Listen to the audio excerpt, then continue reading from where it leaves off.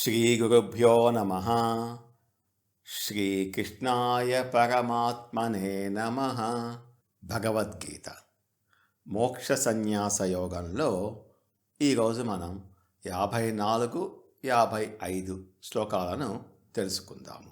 ఇంతకుముందు శ్లోకాలలో బ్రహ్మజ్ఞానాన్ని పొందడానికి, పరమాత్మలో ఐక్యం కావటానికి అంటే బ్రహ్మీభావస్థితి పొందటానికి సాధకుడికి ఉండవలసిన మానసిక నియమాలు, జీవన శైలి మరియు వదిలిపెట్టాల్సిన దుర్గుణాల గురించి తెలుసుకున్నాం కదా. ఇప్పుడు ఈ 54వ శ్లోకంలో ఆ అత్యున్నతమైన బ్రహ్మీభావ స్థితిని పొందిన తర్వాత సాధకుడి మానసిక స్థితి ఎలా ఉంటుంది మరియు అతను దేనిని పొందుతాడో శ్రీకృష్ణ పరమాత్మ వివరిస్తున్నారు. శ్లోకం 54వ శ్లోకం. బ్రహ్మభూత ప్రసన్నాత్మా న శోచతి న కాంక్షతి సమస్సర్వేషు భూతేషు మద్భక్తిం లభతే పరా. బ్రహ్మజ్ఞాన సాధనలో పరాకాష్ఠను అందుకున్న జ్ఞాని యొక్క లక్షణాలను వివరిస్తున్నారు. బ్రహ్మభూత ప్రసన్న ఆత్మ. బ్రహ్మభూతుడు అంటే పరమాత్మలో ఏకమైనవాడు. బ్రహ్మీభావ స్థితిని పొందిన అతను అంటే నిత్య ఆనంద స్థితిలో ఉన్నవారు తానే బ్రహ్మము అనే సత్యాన్ని అనుభవపూర్వకంగా తెలుసుకున్నవాడు బ్రహ్మభూతుడు.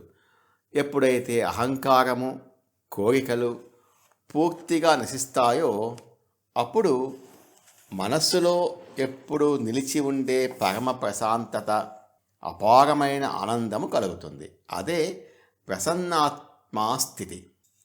న శోచతి. అతనికి దుఃఖించడు, అతనికి దుఃఖం లేదు. ప్రాపంచిక విషయాలలో ఏదైనా కోల్పోయినప్పుడు సాధారణ మనుషులు దుఃఖిస్తారు. కానీ బ్రహ్మజ్ఞాని ఈ సృష్టిలోని వస్తువులు, బంధాలు అన్నీ అశాశ్వతము అని తెలుసుకున్నాడు. అతను శాశ్వతమైన ఆత్మానందాన్ని అనుభవిస్తున్నాడు. కాబట్టి అతనికి ఏ విషయంలోనూ దుఃఖం ఉండదు.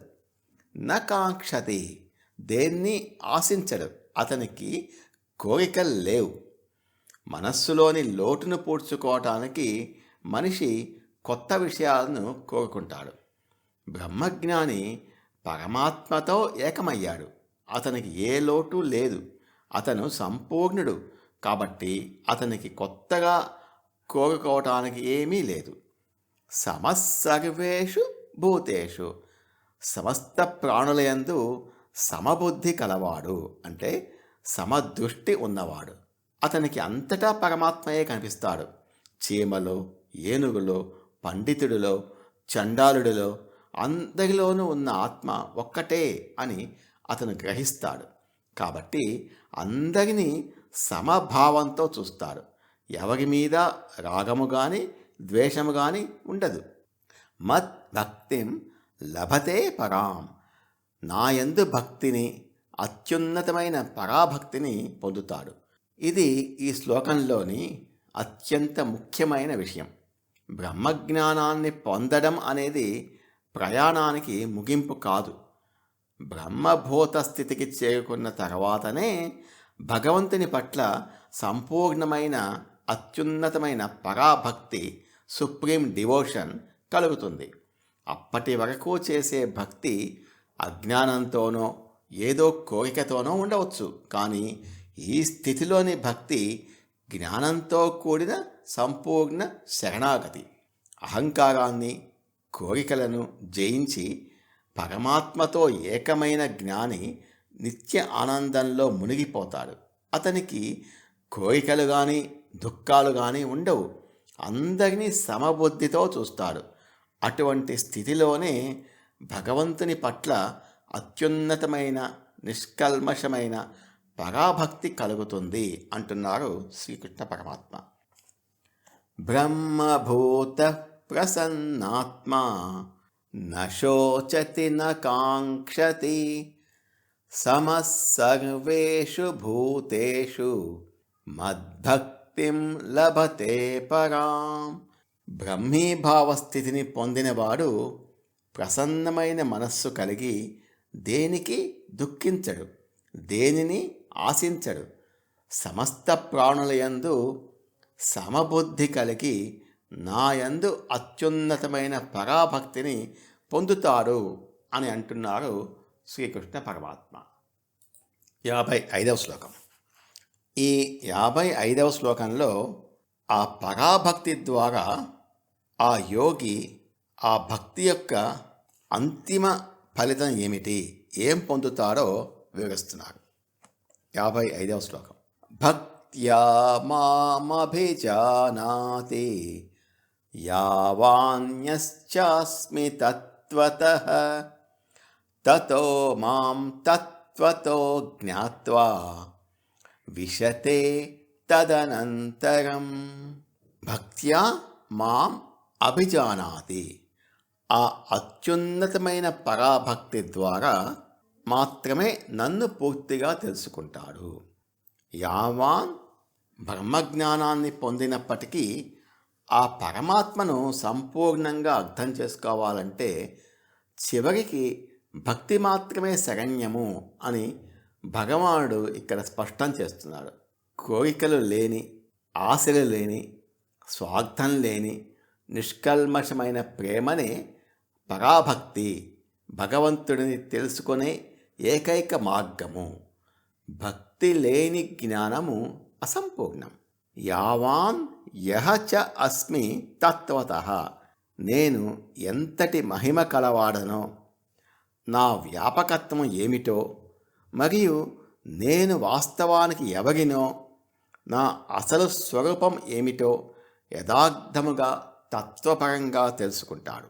భగవంతుడిని కేవలం ఒక ఆకారంగానో లేదా గుడిలో ఉండే విగ్రహంగానో పైపైన తెలుసుకోవడం కాదు.